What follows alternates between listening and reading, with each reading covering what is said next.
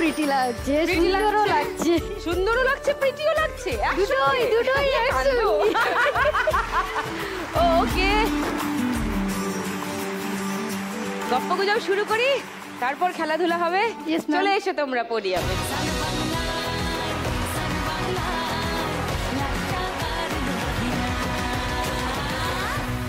প্রথমে মামুন, বলো তোমার কথা। নমস্কার দিদি। নমস্কার। আমি বাঁকুড়া থেকে এসেছি, আমার নাম মামুন কোলে মাঝি, আমি ডোকরার কাজ করি। ডোকরার কাজ করো? আমি আগে একটুগুলো দেখবো। হ্যাঁ, ভীষণ সুন্দর এগুলো, কি সুন্দর, আহা। একটু তোমার কথা বলো।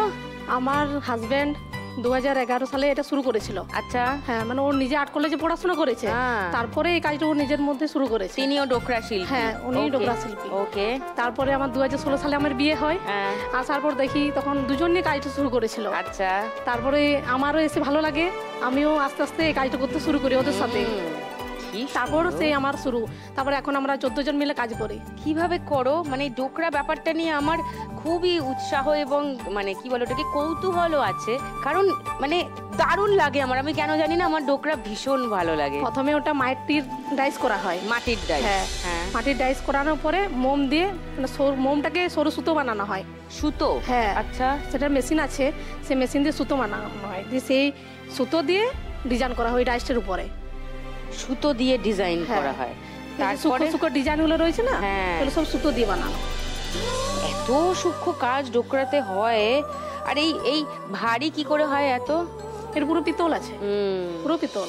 এই গলন্তে পিতল ঢালা হবে, তারপর ঠান্ডা হয়ে যাওয়ার পরে মাটিটা ভেঙে দিলে এই পিতলের মূর্তিটা বেরিয়ে আসবে। হ্যাঁ, এইরকম হয়ে যাওয়ার পরে এরকম রাব বেরোবে, তারপরে এটাকে আবার পালিশ করে পরে ফিনিশিং করতে হবে।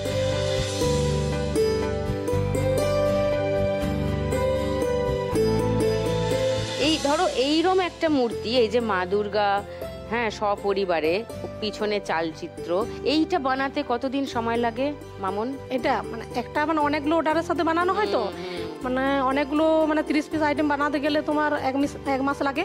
আচ্ছা। কত দামে বিক্রি করো এটা? ধরো কত দাম? এটা দাম হচ্ছে মানে ওই 8,500 দাম তো হবেই। দারুণ। আর কি ওয়েট! আর আমার ডোকরা অপূর্ব লাগে, অপূর্ব।